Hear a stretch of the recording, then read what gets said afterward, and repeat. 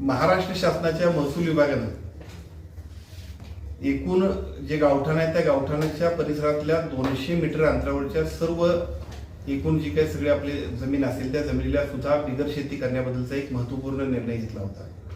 या निर्णयाची प्रत्यक्ष अंमलबजावणी करण्यासाठी कोल्हापूर जिल्ह्यातील एकूण 1200 गावातील 60,000 गट नंबर, या 60,000 गट नंबरच्या माध्यमातून सगळ्या 60,000 गट नंबरच्या परिसरात असणाऱ्या सगळ्या शेतकऱ्यांना, नागरिकांना डीम्ड एनए करण्याबद्दलचा एक यादी आज एका बाजूला कोल्हापूर जिल्हा महसूल विभाग आणि त्याचबरोबर भूमी अभिलेख विभाग यांच्या वतीनं प्रकाशित करण्यात आली। आता आपल्या गावाच्या गावठाणाबद्दल गावठाणाच्या बाहेर असणाऱ्या 200 मीटर परिसरातल्या संपूर्ण आपल्या जागा सुद्धा डीम्ड एनए होत आहेत। याबद्दलची लोकांना कल्पना नव्हती। महाराष्ट्राचे महसूल मंत्री आदरणीय चंद्रशेखर बावनकुळे साहेबांनी घेतलेला हा महत्त्वपूर्ण निर्णय आणि त्याची प्रत्यक्ष अंमलबजावणी संपूर्ण महाराष्ट्रात पहिल्यांदा कोल्हापूरने केली।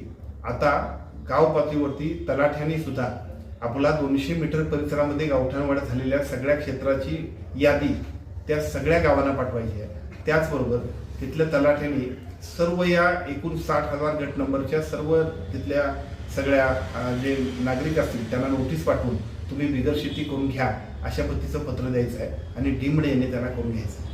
हा एक कोल्हापूर जिल्ह्याच्या विकासाच्या दृष्टीने महत्त्वपूर्ण आणि अत्यंत महत्त्वपूर्ण अशा पद्धतीचा निर्णय आहे। याचा फायदा 60,000 × 4 अथवा 5 जर म्हटलं तर साधारणतः 3 लाख नागरिकांना होणार आहे आणि आपल्या सगळ्यांना एनए करण्यासाठी एनए करून त्याच्यानंतर परत धावपळ करायची, सगळ्या परमिशन घ्यायच्या, या सगळ्या गोष्टींचा आणि कटकटीपासून मुक्तता होणार आहे। माझी सर्व नागरिकांना विनंती एवढीच आहे की हा महाराष्ट्र शासनाने घेतलेला निर्णय, जिल्ह्याचे जिल्हाधिकारी आणि भूमी अभिलेख अधिकाऱ्यांनी आम्हाला सगळ्यांच्या निर्णयाला प्रत्यक्ष खूप चांगल्या पद्धतीने केलेलं सहकार्य, याची प्रत्यक्ष अंमलबजावणी करताना विनाकारण कोणी अडथळे करतील, लोकांना माहीत नसलेला अज्ञानाचा फायदा घेतील, तर आपण सगळ्यांनी पहिल्यांदा यादीमध्ये आपला गट नंबर आहे का बघा।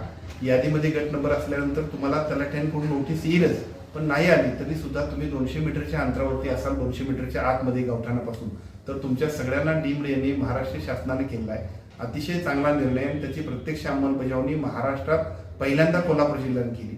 जिल्ह्याचा पालकमंत्री म्हणून मला स्वतःला खूप समाधान आणि अभिमान आहे की ही योजना प्रत्यक्ष आपल्या जिल्ह्यातल्या सर्व नागरिकांच्यासाठी आम्ही राबवली।